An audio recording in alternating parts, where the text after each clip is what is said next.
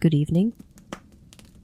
My name is Elena, and I invite you to listen to a bedtime story for a better sleep. If you enjoy it, please don't forget to like. It helps with the channel's promotion, and also subscribe so you don't miss my upcoming videos. Wilhelm Hauff, The Caravan. Once upon a time, a great caravan traveled through the desert. On the endless plain, where you can only see the sky and the sand from afar, the bells of the camels and silver jingles could already be heard. Horses. A thick cloud of dust that preceded it announced its approach. A gust of wind scattered the cloud, revealing weapons and clothing. The caravan appeared to the rider on a black horse with a tiger-skin saddle. This is how the caravan appeared to the horseman who approached it from the side. Beneath the rider was a beautiful black horse, adorned with a tiger's skin as a saddle blanket. The crimson harness was adorned with silver bells, and a beautiful plume fluttered above his head. The rider himself was stately, and his outfit matched the magnificence of the horse. His forehead was wrapped in a white turban, richly woven with gold. The caftan and wide trousers were crimson in color. At his waist hung a curved saber with an ornate handle. The turban, pulled low over his forehead, the shine of black eyes peeking out from beneath thick brows, a long beard descending from under a hooked nose. All of this gave him a grim and fearsome appearance. When the rider found himself about 50 steps from the front of the caravan, he spurred his horse and instantly galloped to the front row. It was so strange to see a lone rider in the middle of the desert that the caravan's guards, fearing an attack, raised their spears to confront him. "What's wrong with you?" the rider shouted in response to such a hostile encounter. "Do you really think one person would dare to attack your caravan?" The embarrassed guards lowered their spears, and their leader rode up to the stranger and asked what he wanted. "Chu is the owner of the caravan," the rider asked. "He doesn't have just one owner," the man replied. "There are several merchants returning home from Mecca, and we are escorting them through the desert because in these parts, all sorts of riffraff often disturb travelers." "Then take me to the merchants," demanded the stranger. "That's not possible right now," the head of the guards replied. "We need to continue on our way without delay. And the merchants have fallen behind us, at least a quarter of an hour's journey. But if you wish to ride with me to the rest stop for a midday break, then I will grant your request." The stranger smoked his pipe while riding. He took out a long pipe that was tied to his saddle and started smoking, taking deep drags, while he continued to ride alongside the caravan leader. He didn't know how to deal with the stranger. He didn't dare to ask him his name during the premix, and he awkwardly tried to start a conversation. In response to his remarks like, "Not bad, you're smoking tobacco," or "Your Voronov has a fine gait," the stranger would just reply with short, "Yes." Yes. Finally, they reached the place designated for the midday break.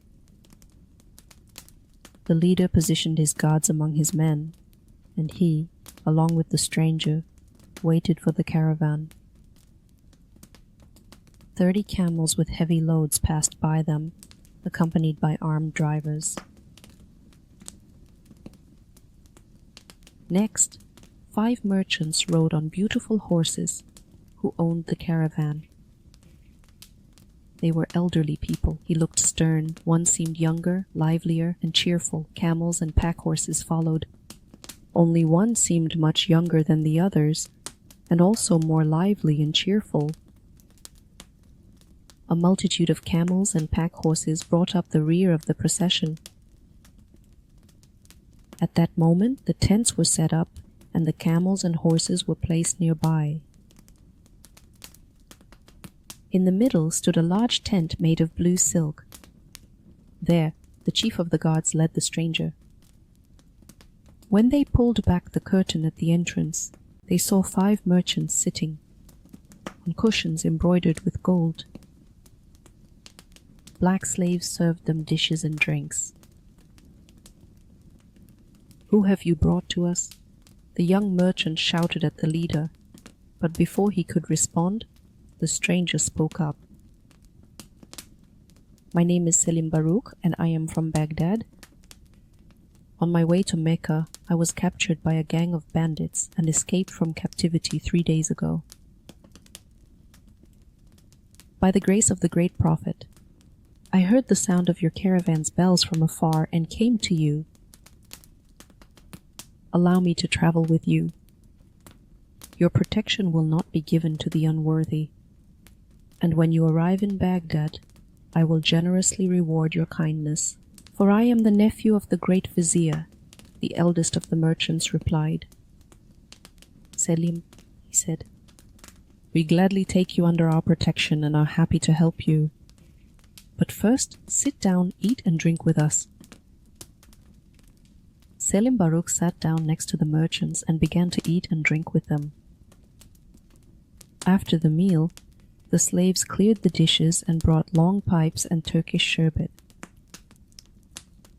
The merchants sat in silence for a long time, releasing bluish clouds of smoke, and they watched as they merged, dispersed, and finally evaporated.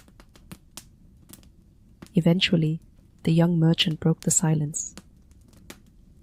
"We've been sitting like this for 3 days," he said, "both on horseback and at the table, not trying to pass the time in any way. I'm getting quite bored, as I'm used to watching the dancers after a meal, or listen to music and singing. My friends, can you think of something to help us pass the time? Time?" The 4 elder merchants continued to smoke, not joking apparently. The stranger was speaking thoughtfully. "Let me make a suggestion. It would be good if one of us told something to the others at each stop. That would definitely help us pass the time." "Selim Baruch, you are right," said Ahmed, the eldest of the merchants. "We should accept this proposal." "I'm glad that my proposal appealed to you," said Selim. "And to show you that my request is selfless, I will take the initiative myself." The 5 merchants eagerly moved closer, and they seated the stranger in the middle. The slaves filled the bowls again, reloaded their masters' pipes, and brought glowing coals to light them. Selim refreshed his throat with a good gulp of sherbet, straightened his long beard, and spoke. "So, listen to the tale of the Caliph of the Stork. To do this, click on the hint that just appeared in the upper right corner, or follow the link in the description below the video. Enjoy listening and sweet dreams."